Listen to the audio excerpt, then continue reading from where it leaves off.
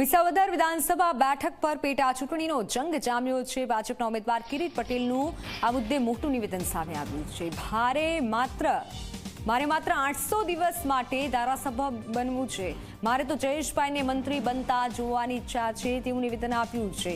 મને મંત્રી બનવાની કોઈ પણ ઈચ્છા નથી તેવું કિરીટ પટેલે આ નિવેદન આપ્યું છે। ભેસાણ ખાતેની જાહેર સભામાં કિરીટ પટેલે આ નિવેદન આપ્યું છે।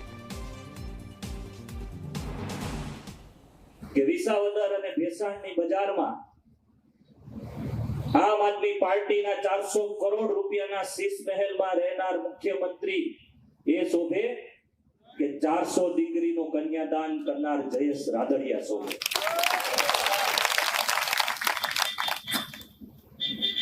તે નિર્ણય કરવાનો સમય આવી।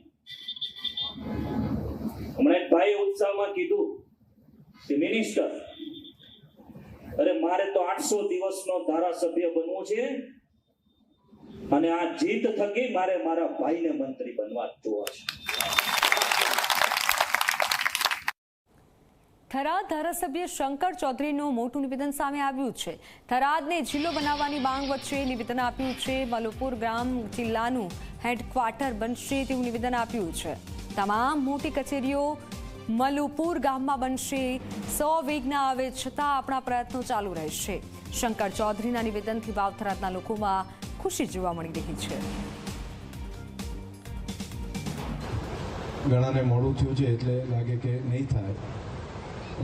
સારા કામના 100 વિઘ્ન આવે તો વિઘ્ન તો આવતા રહે, પરંતુ મને તમારા પુણ્ય ઉપર ભરોસો છે કે તમારું પુણ્ય એટલું પ્રબળ છે કે એ કામ થઈને રહેશે।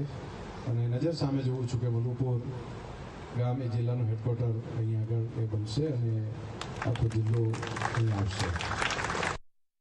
આવી ભવિષ્યવાણીઓ જોખમભરી હોય છે, છતાંય પોતાના વચ્ચે આવીને તમારા બધાના પુણ્યના પ્રતાપે હું આ વાત કરું છું કે આ કામની અંદર સફળતા આપણને ચોક્કસ મળશે। એટલે એમાં મનની અંદર ધડકન બહુ ના રાખતા, મને ભગવાને જે બુદ્ધિ શક્તિ આપી છે પૂરી